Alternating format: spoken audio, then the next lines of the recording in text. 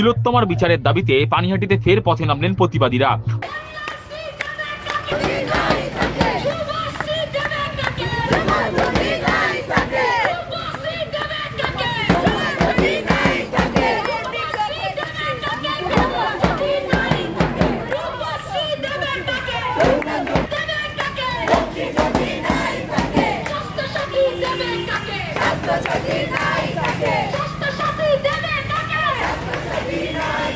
তিলোত্তমার বিচারের দাবিতে ফের পথে নামলেন প্রতিবাদীরা। প্রসঙ্গত আরজিকর হাসপাতালে তরুণী চিকিৎসককে ধর্ষণ করে খুনের ঘটনায় ১১৩ দিন অতিক্রান্ত, অথচ এখনো বিচার মেলেনি।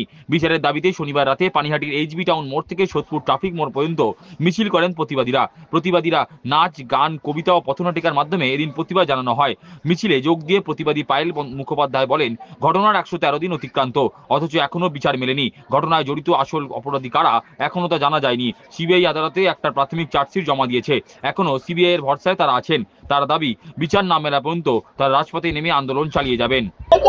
আজও ১১৩ দিন হয়ে গেল, এখনো অবধি আমরা জানতে পারিনি কি ঘটেছিল সেদিন সেই রাতে, কারা আসল দোষী।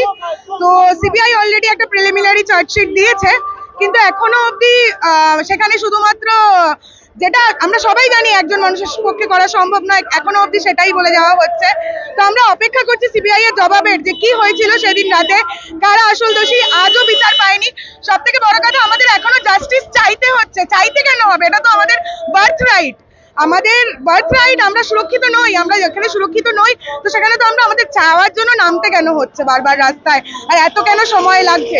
তাই যতদিন না বিচার পাচ্ছি আমরা, যতদিন না আরো একটাও অভয়া বা তিলোত্তমা হবে না, এই সিওরিটি যতদিন না আমরা পাচ্ছি, আমরা রাজপথ ছাড়বো না। আমাদের এই আন্দোলন চলবে।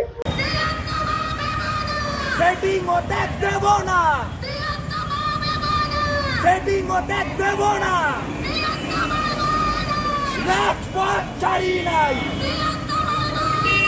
রাজপথ ছাড়ি নাই, সেটিং হতে দেব না।